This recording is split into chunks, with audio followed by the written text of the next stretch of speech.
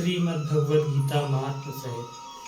श्री कृष्ण गोविंद हरे मुरारे, हे नाथ नारायण वासुदेवा, हे नाथ नारायण वासुदेवा, हे नाथ नारायण वासुदेवा।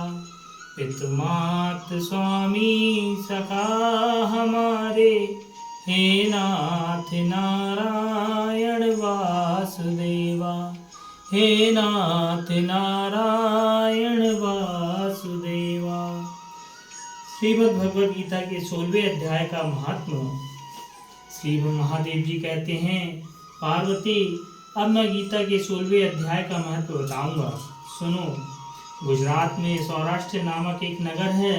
वहाँ खड़गबाहु नाम के राजा राज्य करते थे, जो दूसरे इंद्र के समान प्रतापी थे। उनके एक हाथी था जो मद बहाया करता था और सदा मद से उन्मत्त रहता था। उस हाथी का नाम अरिमर्दन था। एक दिन रात में वह हठात सांकलों और लोहे के खंभों को तोड़ फोड़ कर बाहर निकला। हाथीवान उसके दोनों ओर अंकुश लेकर डरा रहे थे, किंतु क्रोधवश उन सब की अवहेलना करके उसने अपने रहने के स्थान हाथीसार को ढा दिया। उस पर चारों ओर से भालों की मार पड़ रही थी, फिर भी हाथीवान ही डरे हुए थे। हाथी को तनिक भी भय नहीं होता था। इस कौतूहलपूर्ण घटना को सुनकर राजा स्वयं हाथी को मनाने की कला में निपुण राजकुमारों के साथ वहां आए। आकर उन्होंने उस बलवान दंतेले हाथी को देखा। नगर के निवासी अन्य काम धंधों की चिंता छोड़ अपने बालकों को भय से बचाते हुए बहुत दूर खड़े होकर उस महाभयंकर गजराज को देखते रहे। इसी समय कोई ब्राह्मण तालाब से नहाकर उसी मार्ग से लौटे। वह गीता के 16वें अध्याय के अभ्यम आदि कुछ श्लोकों का जप कर रहे थे।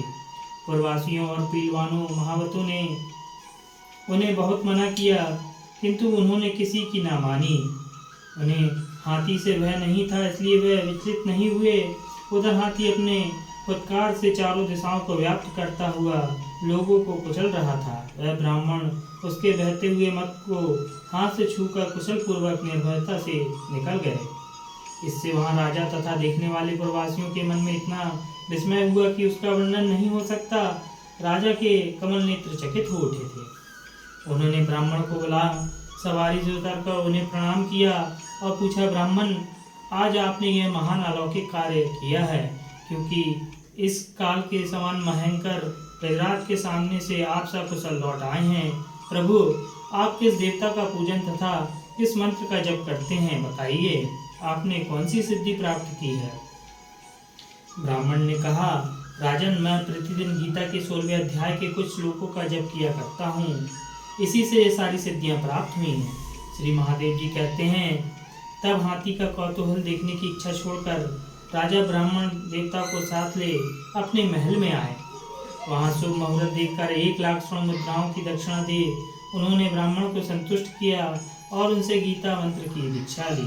गीता के 16वें अध्याय के अभ्यम आदि को श्लोक का अभ्यास कर लेने के बाद उनके मन में हाथी को छोड़कर उसके कौतुक देखने की इच्छा जागृत हुई।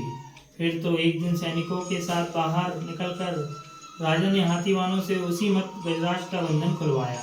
वह निर्भय हो गए। राज्य के सुख विलास के प्रति आदर का भाव नहीं रहा। वे अपना जीवन तृणवत समझकर हाथी के सामने चले गए। साहसी मनुष्यों में अग्रगण्य राजा खड़गबाहु मंत्र पर विश्वास करके हाथी के समीप गए और मत की अनवरत धारा बहते हुए उसके गढ़ स्थल को हाथ से छूकर सकुशल लौट आए। काल के मुख से, धार्मिक और खल के मुख से साधु पुरुष की भांति राजा उस गजराज के मुख से बचकर निकल आए। नगर में आने पर उन्होंने अपने राजकुमार को राज्य पर अभिषिक्त कर दिया तथा स्वयं गीता के 16वें अध्याय का पाठ करके परम गति प्राप्त की। श्री कृष्ण गोविंद हरे मुरारे, हे नाथ नारायण वासुदेवा, हे नाथ नारायण वासुदेवा, हे नाथ नारायण वासुदेवा। पितु मात स्वामी सखा हमारे, हे नाथ नारायण वासुदेवा, हे नाथ नारायण वासुदेवा, हे नाथ नारायण वासुदेवा। श्री कृष्ण गोविंद हरे मुरारे, हे नाथ नारायण वासुदेवा, हे नाथ नारायण वासुदेवा। ओम श्री परमात्मने नमः। 16वां अध्याय। इसके उपरांत श्री कृष्ण भगवान फिर बोले, हे अर्जुन, देवी संपदा जिन पुरुषों को प्राप्त है तथा जिनको आसुरी संपदा प्राप्त है, उनके लक्षण पृथक पृथक कहता हूँ। उनमें से सर्वदा भय का अभाव, अंतःकरण की अच्छी प्रकार से स्वच्छता, तत्व ज्ञान के लिए ध्यान योग में निरंतर दृढ़ स्थिति और सात्विकी दान तथा इंद्रियों का दमन, भगवत पूजा और अग्निहोत्र आदि उत्तम कर्मों का आचरण एवं वेद शास्त्रों के पठन पाठन पूर्वक भगवान के नाम और गुणों का कीर्तन तथा स्वधर्म पालन के लिए कष्ट सहन करना एवं शरीर और इंद्रियों के सहित अंतःकरण की सरलता तथा मन, वाणी और शरीर से किसी प्रकार भी किसी को कष्ट न देना तथा यथार्थ और प्रिय भाषण, अपना अपकार करने वालों पर भी क्रोध न होना, कर्मों में कर्तापन के अभिमान का त्याग एवं अंतःकरण की उपमक्रमता अर्थात चित्त की चंचलता का अभाव और किसी की भी निंदा आदि न करना तथा सबभूत प्राणियों में हेतु रहित दया, इंद्रियों को विषयों के साथ संयोग होने पर भी आसक्ति का न होना और कोमलता तथा लोक प्रसाद से विरुद्ध आचरण में लज्जा और व्यर्थ चेष्टाओं का अभाव तथा तेज, क्षमा, धैर्य और बाहर भीतर की शुद्धि एवं किसी से भी शत्रु भाव का न होना और अपने में पूज्यता के अभिमान का अभाव, यह सब तो हे अर्जुन देवी संपदा को प्राप्त हुए पुरुष के लक्षण हैं। हे पार्थ, पाखंड, घमंड और अभिमान तथा क्रोध और कठोर वाणी एवं अज्ञान भी यह सब आसुरी संपदा को प्राप्त हुए पुरुष के लक्षण हैं। उन दोनों प्रकार की संपदाओं में देवी संपदा तो मुक्ति के लिए और आसुरी संपदा बांधने के लिए मानी गई है। इसलिए हे अर्जुन, तू शोक मत कर, क्योंकि तू देवी संपदा को प्राप्त हुआ है। हे अर्जुन, इस लोक में भूतों के स्वभाव दो प्रकार के माने गए हैं, एक तो देवों के जैसा और दूसरा असुरों के जैसा। उनमें देवों का स्वभाव ही विस्तार पूर्वक कहा गया है, इसलिए अब असुरों के स्वभाव को भी विस्तार पूर्वक मेरे से सुन। हे अर्जुन, आसुरी स्वभाव वाले मनुष्य कर्तव्य कार्य में प्रवृत्त होने को और अकर्तव्य कार्य से निवृत्त होने को भी नहीं जानते, इसलिए उनमें ना तो बाहर भीतर की शुद्धि है, ना श्रेष्ठ आचरण और ना सत्य भाषण ही है। वह आसुरी प्रकृति वाले मनुष्य कहते हैं कि जगत आश्रय रहित और सर्वदा झूठा एवं बिना ईश्वर के अपने आप स्त्री पुरुष के संयोग से उत्पन्न हुआ है, इसलिए केवल भोगों को भोगने के लिए ही है, इसके सिवा और क्या है। इस प्रकार इस मिथ्या ज्ञान को अवलंबन करके नष्ट हो गया है स्वभाव जिनका तथा मद है बुद्धि जिनकी, ऐसे वे सबका अपकार करने वाले पूर्व कर्मी मनुष्य केवल जगत का नाश करने के लिए ही उत्पन्न होते हैं।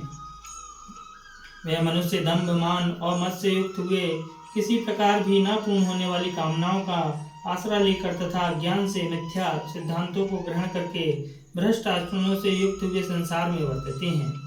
वह मरण परांत रहने वाली अनंत चिंताओं को आश्रय किए हुए और विषय भोगों को भोगने में तत्पर हुए एवं इतना मात्र ही आनंद है ऐसा मानने वाले हैं। इसलिए आशा रूप सैकड़ों फांसियों से बंधे हुए और काम क्रोध के परायण हुए विषय भोगों की पूर्ति के लिए अन्याय पूर्वक धन आदि को बहुत से पदार्थों को संग्रह करने की चेष्टा करते हैं। उन पुरुषों के विचार इस प्रकार के होते हैं कि मैंने आज यह तो पाया है और इस मनोरथ को प्राप्त होऊंगा तथा मेरे पास यह इतना धन है और फिर भी यह होवेगा। वह शत्रु मेरे द्वारा मारा गया और दूसरे शत्रुओं को भी मैं मारूंगा तथा मैं ईश्वर और ऐश्वर्य का भोगने वाला हूँ और मैं सब सिद्धियों से युक्त एवं बलवान और सुखी हूँ।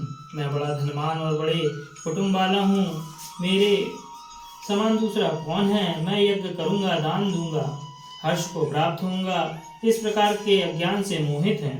इसलिए वे अनेक प्रकार से भ्रमित हुए चित्त वाले अज्ञानी जन मोह रूप जाल में फंसे हुए एवं विषय भोगों में अत्यंत आसक्त हुए महान अपवित्र नरक में गिरते हैं। वे अपने आप को ही श्रेष्ठ मानने वाले घमंडी पुरुष धन और मान के मत से युक्त हुए शास्त्र विधि से रहित केवल नाम मात्र के यज्ञों द्वारा पाखंड से यजन करते हैं। वह अहंकार बल घमंड कामना क्रोध आदि के परायण हुए एवं दूसरों की निंदा करने वाले पुरुष अपने और दूसरों के शरीर में स्थित मुझ अंतर्यामी से द्वेष करने वाले हैं। ऐसे उन द्वेष करने वाले पापाचारी और कुकर्मी नरधामों को मैं संसार में बारंबार आसुरी योनि में ही गिराता हूँ, अर्थात शूकर कुकर आदि नीच योनियों में ही उत्पन्न करता हूँ।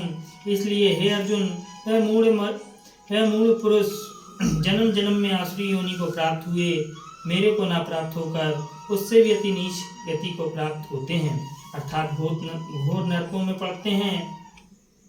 हे अर्जुन, काम क्रोध तथा लोभ ये 3 प्रकार के नरक के द्वार हैं। आत्मा का नाश करने वाले हैं, अर्थात अधोगति में ले जाने वाले हैं। इससे इन तीनों को त्याग देना चाहिए, क्योंकि हे अर्जुन, इन 3 नरक के द्वारों से मुक्त हुआ अर्थात काम क्रोध लोभ आदि विकारों से छूटा हुआ पुरुष अपने कल्याण का आचरण करता है। इससे वह परम गति को जाता है, अर्थात मेरे को प्राप्त होता है।